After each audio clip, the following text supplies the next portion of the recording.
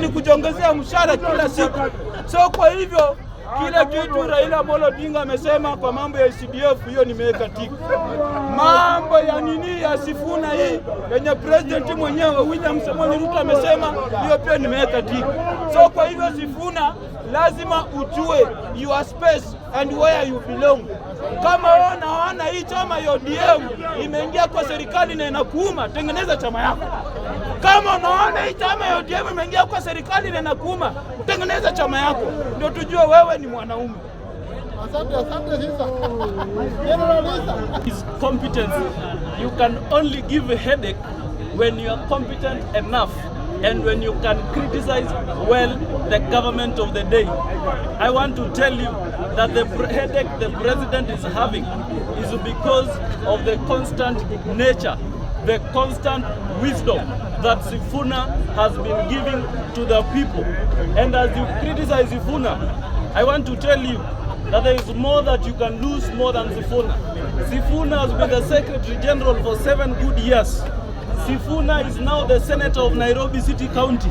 So before you talk about the incompetency of Sifuna, I want to tell you that you have more that you can lose than Sifuna. Sifuna is a leader. What Sifuna is doing is with this maltreatment that is ongoing with the ODM experts.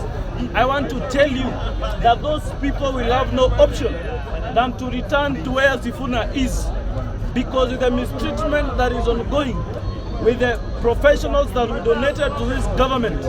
Then I want to tell you that even Baba himself, time will come and he will get out, because things that are ongoing are of highest criminality. This government, even where Baba sits, is seeing that this government are doing things that are so far beyond the will of the people.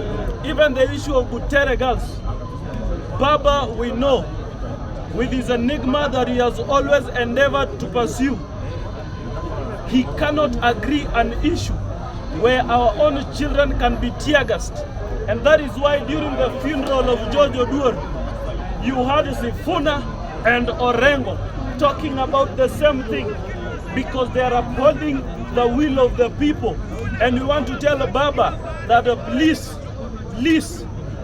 if it is for you to get out of this government and listen to the will of the people, then come out, because the people who you gave to this government are being treated in a manner, they are being treated like trash, and yet we want full respect for the experts that we donated to this government.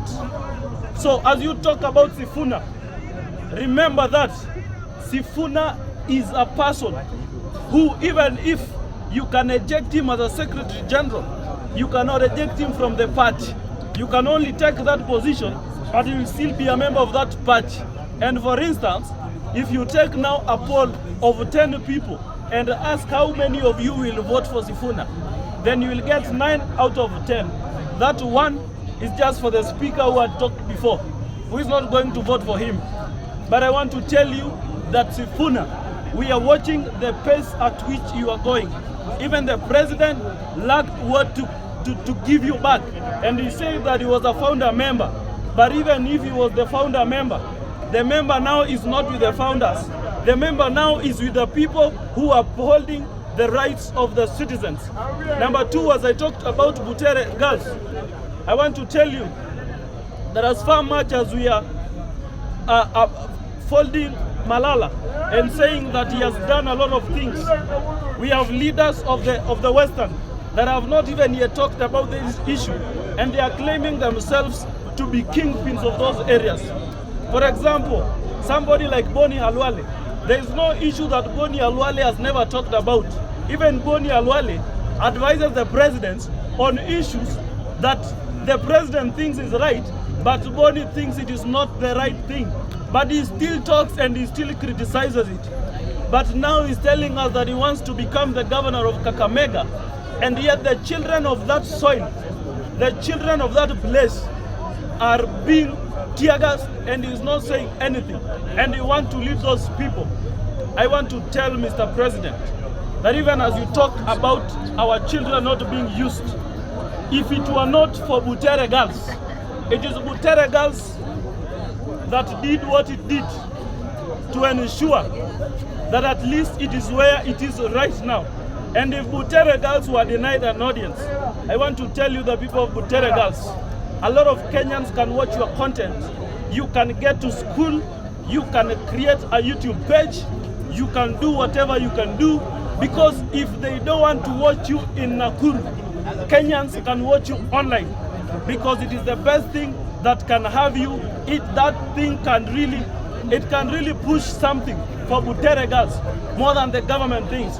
So create avenues that you can use to ensure that you feel that. Lastly, Mr. Speaker, during the last elections in 2018-2017, President Uhuru Muigai Kenyatta, a time told during the first time when he was the president, the first term, he told President Ruto that nitakula 10 na President Ruto atakula 10. But right now, Mr. Speaker, I wonder the criteria that President Ruto will use to ensure that atakula 10 yake, with this criminality that is ongoing, with this economic difficulty that is ongoing. I wonder the criteria that he used to tell William Ruto that way. Because in Uhuru's first time, we didn't have processes that are ongoing like this. We didn't have issues of the Kenyan people the way you are bad at this time. So I want to tell the Kenyans, let us rally up with the democracy. Let us be behind our constitution. Let us tell our leaders that we are watching you. Whatever you are doing, we are watching you. Whether you can be ejected anywhere or anywhere, we are watching you, and Kenyans will be with you. Thank you. Let us try to be precise.